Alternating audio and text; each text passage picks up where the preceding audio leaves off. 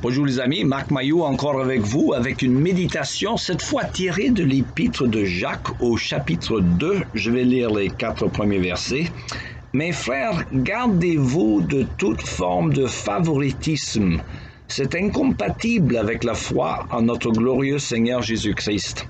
Supposez en effet qu'un homme vêtu d'habits somptueux, portant une bague en or, entre dans votre assemblée, et quand aussi un pauvre en haillons.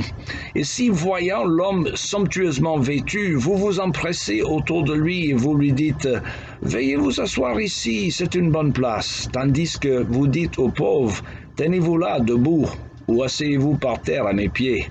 Ne faites-vous pas des différences parmi vous et ne portez-vous pas des jugements fondés sur les mauvaises raisons? J'arrête la lecture là. Je vous pose la question, est-ce que les gens de votre Église accueillent les étrangers avec les bras ouverts?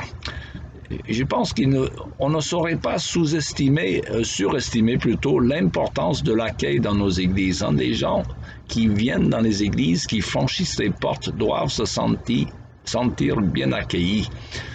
Mais les gens de l'Église, souvent, ils recherchent la compagnie seulement des gens qui sont comme eux-mêmes.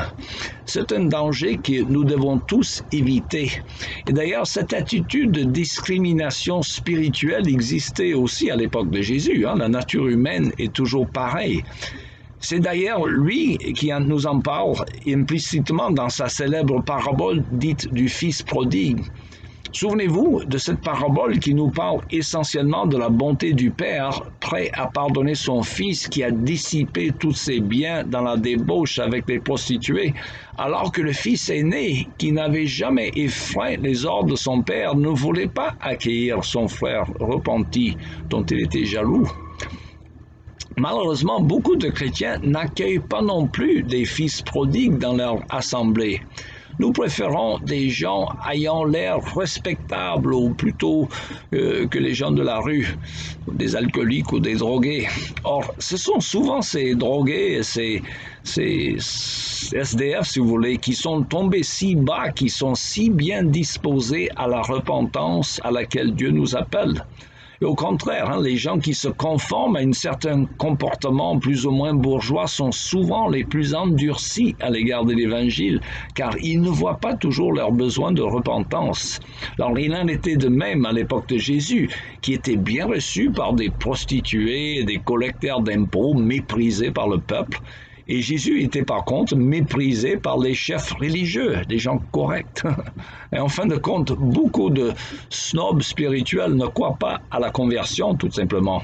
Alors parlez-leur du bon larron sur la croix, à côté de Jésus, qui s'est repenti avant de mourir, et à qui Jésus a fait cette promesse merveilleuse. En vérité, je te le dis, aujourd'hui tu seras avec moi au paradis. Quelle promesse!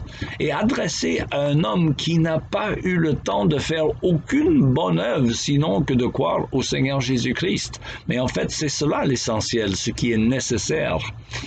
Alors, il n'y a pas très longtemps, ma sœur aînée s'est remariée. Son premier mari est décédé il y a 22 ans et depuis, elle avait entamé une correspondance avec un homme qui a passé une douzaine d'années en prison pour une affaire de drogue dont il était accroché depuis 20 ans.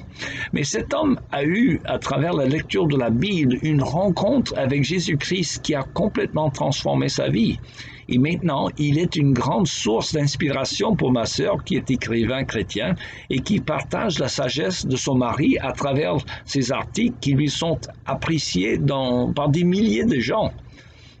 Alors, voilà comment Dieu est capable de transformer un homme qui s'humilie devant Dieu. La Bible appelle cette expérience la nouvelle naissance et c'est la condition sine qua non pour entrer au paradis.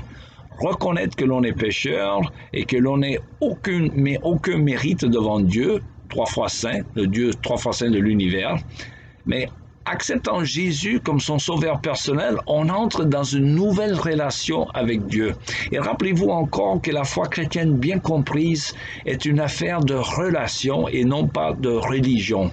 Une relation avec Dieu par Jésus-Christ qui fait de nous un frère ou une sœur avec d'autres qui ont passé par là et que le monde les croit respectables ou non. Et à la fin, mes amis, il n'y a qu'une seule personne dont la vie compte. et c'est la vie du Seigneur Jésus. Tout le reste est bien éphémère, mais son avis à lui, à Jésus, compte pour l'éternité. Voilà, c'est tout le temps qui me reste pour aujourd'hui. Il me reste qu'à vous souhaiter une bonne journée et à la prochaine.